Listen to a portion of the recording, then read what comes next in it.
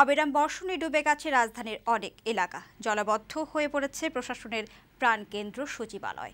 জলজট আর যানজটে জনজীবন স্থবির প্রায়। লঘুচাপের প্রভাবে কদিন ধরে বৃষ্টি হচ্ছে সারা দেশে। মঙ্গলবার ভোর রাত থেকে ঝরে চলেছে একটানা। ভোগান্তির শেষ নেই অফিস, স্কুল, কলেজগামী মানুষের।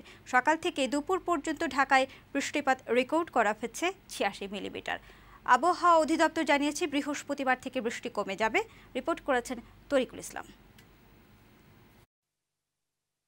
একদিকে অথৈ জলে ডুবে থাকা রাজপথ, অন্যদিকে ঘণ্টা পর ঘণ্টা ঠাই দাঁড়িয়ে থাকা যানবাহনের দীর্ঘ সারি। এই দুয়ে মিলে রাজধানী হয়ে উঠেছে যেন অচল নগরী। এমনিতেই এই শহরে যানবাহনের গতি মানুষের হাঁটার গতির কাছাকাছি। তারপর বিরামহীন বর্ষণে জলজট আর যানজটে জনজীবন হয়ে পড়ে স্থবির। মঙ্গলবার ভোর রাত থেকে শুরু হওয়া বৃষ্টি একটানা ঝরেই চলেছে। এতে রাজধানীর প্রধান সড়কসহ অনেক এলাকা ডুবে গেছে হাঁটু সমান পানিতে। এর মধ্যেই যানবাহন চলছে নৌকার মতো।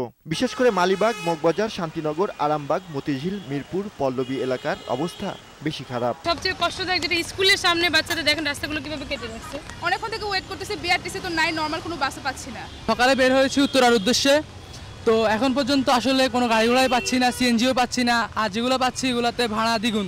রাজধানীর ব্যস্ততম মতিঝিল অফিস পাড়ার অবস্থা করুন। পানি ভেঙে কখনো হেঁটে কখনো গাড়িতে অফিস যেতে গলদঘর্ম হতে হয় লোকজনকে। তার উপর বেশিরভাগ ফুটপাত কেটে রাখায় হাঁটার যেন উপায় নেই পথচারীদের। সিটি কর্পোরেশন, ওয়াসা এবং অন্যান্য যে সার্ভিসগুলো আছে সমন্বয়ের একটা বিশদ উদ্যোগের প্রয়োজন। আমরা স্কুলে আসতে পারি না ঠিক মতন, পড়তে যাইতে পারি না ঠিক মতন। স্কুলেরও রুলস আছে যে ঠিক টাইম মতন আসলে গেট বন্ধ। তো আমরা কি করবো এখন, কোথায় যাবো? মহিলা বাস তো প্রশ্নই আসে না, লোকাল কেন, সিটিং সার্ভিস কোনো কিছুই না। বুধবার সকালে বৃষ্টি মাথায় ঘর থেকে কর্মস্থলের উদ্দেশ্যে বের হয়ে বহুমুখী ভোগান্তির শিকার হন নগরবাসী। জলাবদ্ধতার কারণে যানবাহন সংকটে ঘণ্টার পর ঘণ্টা অপেক্ষায় থাকতে দেখা যায় কর্মজীবী মানুষ ও শিক্ষার্থীদের। অন্যদিকে যারাও বা বাসে উঠতে পেরেছেন তাদেরও বসে থাকতে হয় ঘণ্টার পর ঘণ্টা। গাড়ি যেন চলেই না। প্রশাসনের প্রাণকেন্দ্র সচিবালয়ের ভিতরেও প্রায় হাঁটু সমান পানি জমেছে। এক ভবন থেকে আরেক ভবনে যাওয়ার উপায় নেই। আবহাওয়া অধিদপ্তর বলছে বৃহস্পতিবার নাগাদ এই অবিরাম বর্ষণ থাকবে না। আমরা আশা করছি বৃষ্টির যে ধারাটা যেটা আছে অব্যাহত যেটা আছে ওটা আগামীকাল থেকে কমতে থাকবে।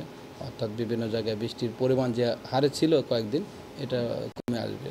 মঙ্গলবার রাত থেকে বুধবার পর্যন্ত ঢাকায় বৃষ্টিপাতের পরিমাণ ৮৬ মিলিমিটার। শেখ তরিকুল ইসলাম, বৈশাখী সংবাদ, ঢাকা।